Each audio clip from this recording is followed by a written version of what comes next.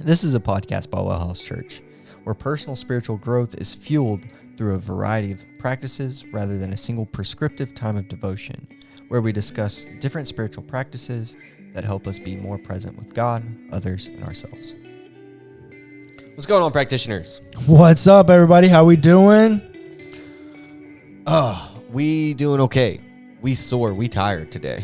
You tired? Oh, yeah. Yeah, tired. Clayton tried, what's it called? The milk crate challenge? Milk crate challenge yesterday. Yeah. Something I regret doing. We had a family function and all the youngsters were doing the milk crate challenge, and one of the teenagers thought it would be funny to challenge me to do it. And I was like, all right, YOLO. YOLO. And I got up to the top, no problem. And I got down to the second step, no problem. Whenever I was coming down to the third step, that's where I had my problem. I got one foot down, and I moved the other foot. And as soon as I moved that foot, everything went to hell in a handbasket. Real fast. Everything went to hell in a milk crate is what happened. Yeah, 100%. Everything toppled over. I landed right on my side. Felt like every joint in my body crack. Yeah. It looked like it hurt. It did not, and I'm not feeling good today. My neck is like, nothing feels good right now. Yeah. And then Dad was like, "You going to try?" Talking to me. I was like, "No. Although, good job, Dad. Did it 3 times. Dad did it 3 times. Without falling at all. No, he fell one time. He fell fell the first time and then did it 3 times successfully back to back. Yeah. He didn't fall like you, though. I felt bad. Yeah, I felt bad. You somehow, the crate and your feet went the same way, and you fell straight down on top of the last crate that was left. Yeah, did not feel good. And the ribs took all of your fall. Somehow, your hand, I don't know where your hands were, but they didn't break the fall at all. Well, my hands were, it was cool soul training, just naturally. My hands went to break my fall. Oh, and you landed on the milk crate. And I landed on the milk crate instead of on the ground. Yeah, so your ribs took all of it because you hadn't reached the ground yet. Because I hadn't reached the ground because I didn't realize that there was still a crate underneath me. Yeah. That I landed on. Yeah. It did not feel, none of that felt good. Yeah. But yeah, it was just natural, training. But yeah, my body hurts, but it's fine. We're here. We're doing things. Yes. It's fine. We're here. We're doing things. Yep. Yeah, we're here. We're doing things. So let's talk about Advent some more. Let's do it. So Advent is not as cut and dry as lots of times we like to think. Mm-hmm. Cut and dry Advent is about the best I could have gave you last week. Yeah. But there's a lot of inner workings and moving parts with Advent, especially since it originally was celebrated next to the resurrection. Mm-hmm. And then they moved it. And moving it, pairing it with the first coming of Jesus makes sense when you're seeking the second coming or anticipating the second coming, rather. And so, actually, originally when Advent was celebrated, and early in Advent's history, at least recorded history, we get proof of this, which is in the late 500s, roughly. There's a fast connected to Advent, which Clayton has spent quite a bit of time in the past attending a Catholic church a church Sure. from the Catholic tradition. I was involved somewhat in Catholic life. Yeah. And so Clayton's faithfully done Lent twice. No, way more than that. No, actually being connected to the Catholic Church. Actually attending. connected to the Catholic Church, yes, twice. Two Lenten seasons for you connected to the Catholic Church. Yeah. So talk about Lent. So Lent, interesting. In the Catholic Church, is much different than as we celebrate the Lenten season or participate in the Lenten season in evangelicalism. But it's more of a penitent season, right? It's a time to make reciprocity. How do you say that word? Reciprocity. Reciprocity. There we go. Can't speak today.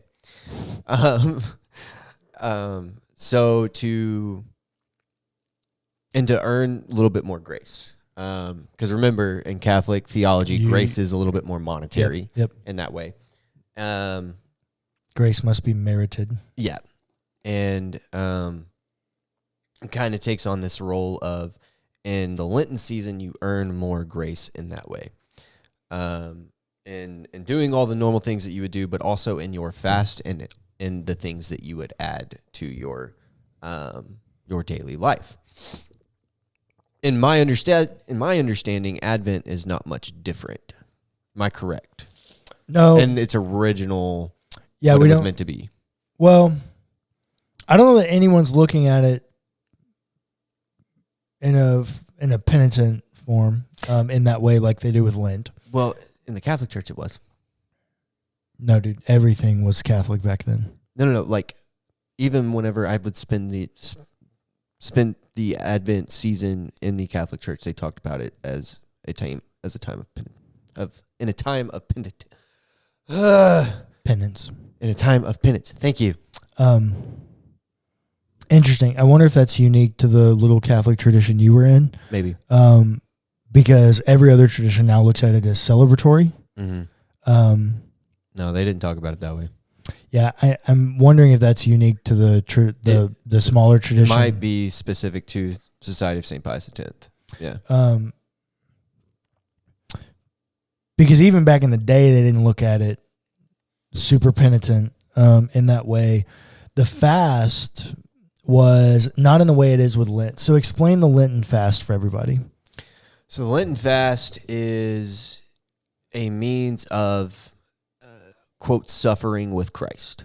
In this way, so in the Lenten season, in the traditional way, you would fast and also abstain from, food and meat and at certain times. And when do you do that? Wednesdays and Fridays, you would abstain from meat, but your fast was continuous. For all 40 days of Lent. For all 40 days. So you're fasting all 40 days of Lent. Mm-hmm. You're fasting all 40 days. And Wednesdays and Fridays, you give up meat. You abstain from meat. Yeah. As an addition to that fast. Now, Fridays in the Catholic tradition, you are always supposed to abstain from meat. Correct. But yeah. You add Wednesdays during Lent. Right. But it is a time to suffer with Christ. In this, you are making a sacrifice in your relationship with God to be closer to Him and to suffer with Him to earn more grace. Yes. The ancient Advent fast was not set up that way. So the ancient Advent fast it starts being talked about in recordings, the late 500s, and it's only fasting 3 days a week. Okay. I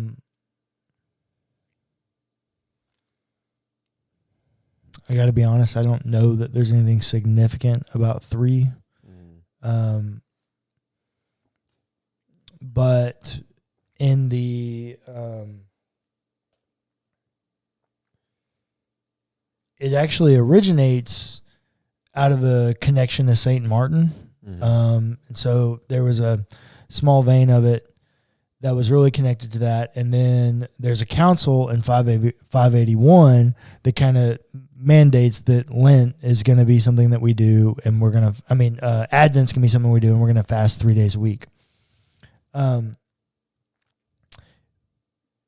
connection to fasting is, if I could point it anywhere, and I think this is just true for the ancient culture, the ancient culture lived a much more, I cannot remember the word that Charles Taylor uses in a secular age, enchanted. They live in a much more enchanted world. Okay. Whereas modernity has made us have a disenchanted worldview. Mm-hmm. So think about in the ancient culture, when someone had like a mental illness, what did they call it? It like demon possession, typically. Yeah, like some sort of evil spirit. It's an enchanted worldview. Yeah. How do we talk about mental health? We talk about it as like actual illness. Science. Yeah. A disenchanted worldview. Right. That's the difference here. In an ancient culture where you view the world in an enchanted way, when Jesus says some things only come through prayer and fasting, that means something to you that it doesn't mean to us. Right. There's just something different about an enchanted worldview. And so when Jesus says there are some things that only come through prayer and fasting, it felt right in an ancient culture to set aside a time when you're talking about something so prominent, so final, so culminary in the second coming, to put a little bit extra juju on it. Some things only come through prayer and fasting. Put a little bit of extra juju on it. And so you fast. And by 581, this is widely practiced. Yeah. Now, the interesting thing, by the 13th century, fasting in Advent was virtually gone. Mm-hmm. Nobody did this anymore. So it really only lasted about 600 years. Mm-hmm. What would have changed in the 13th century?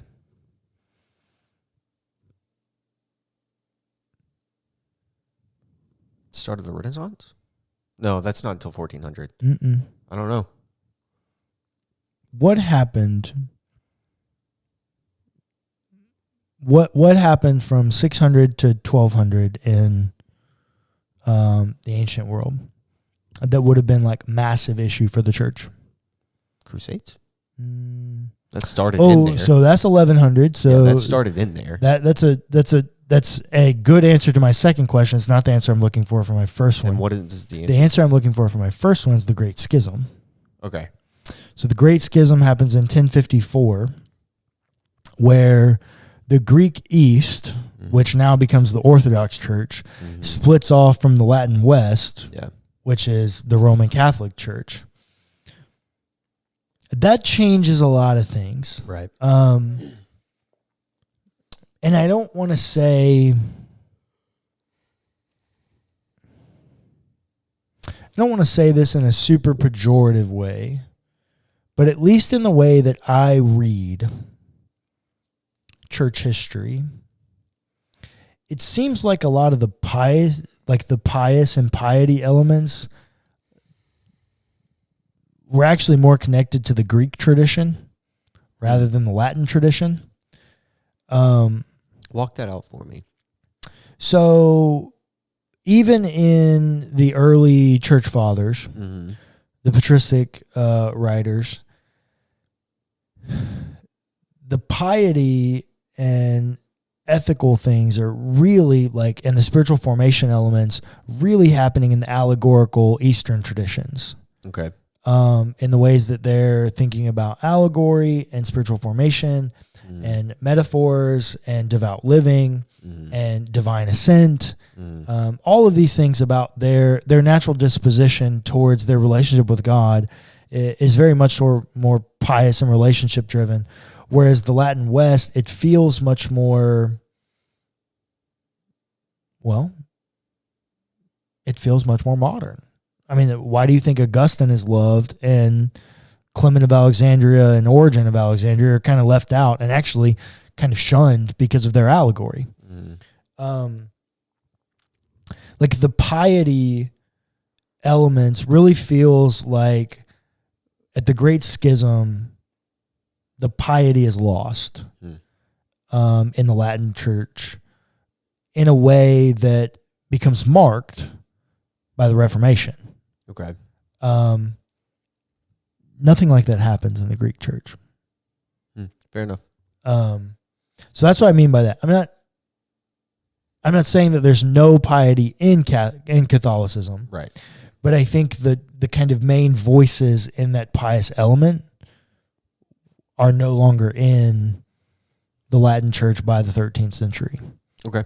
And so the practice kind of dies out.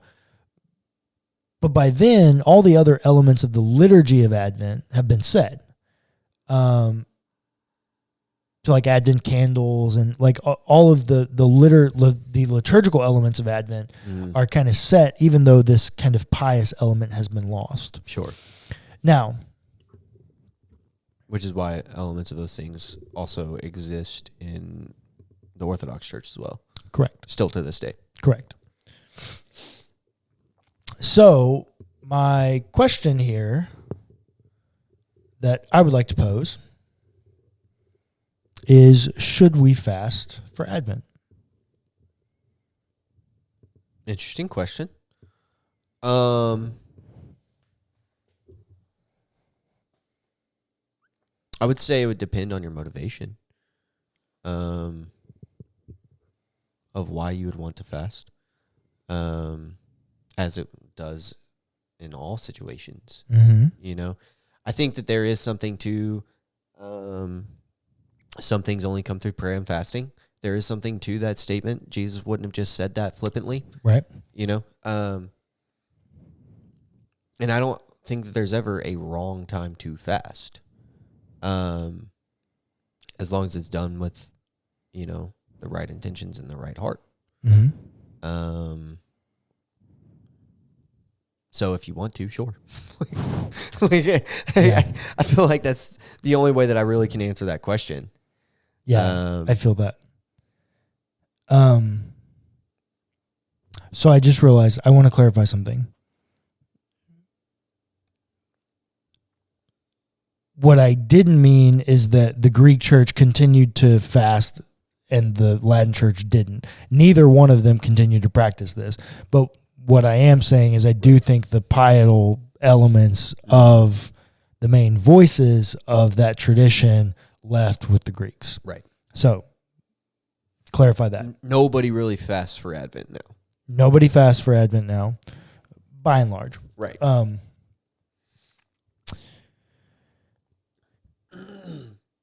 But I think you should if you feel impressed to. Sure. That's the kind of easy way to say it. And remember, this is shorter than the Lenten season too, like your fast would be. Not by much. Well, no, if you're only fasting 3 days a week in the traditional sense. Yeah. Now, it was optional that you could fast every day. Right. Sure. And there were lots of people that did. Mm-hmm. But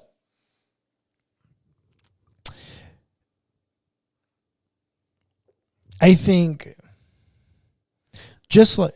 Also, there is an element, too, that you need to factor in. Don't forsake community for the discipline as well. Always. We've talked about that a ton on this podcast. Sure. And just remember that. Yep. If you do want to fast for Advent, your community is way more important than the discipline. Never forsake community for the discipline. Just keep that in mind.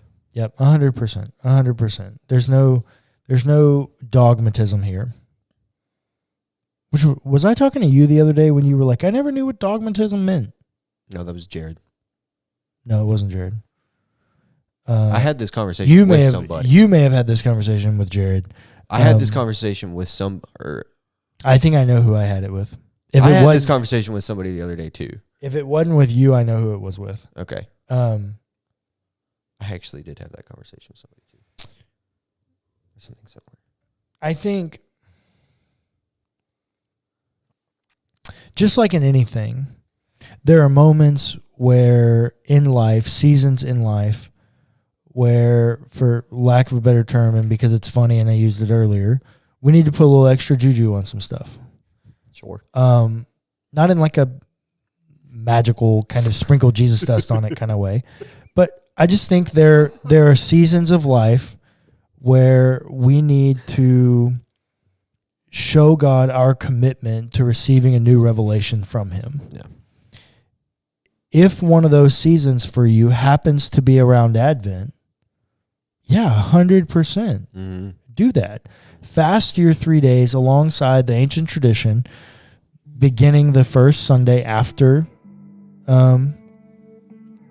Thanksgiving, and proceeding on until Christmas Eve.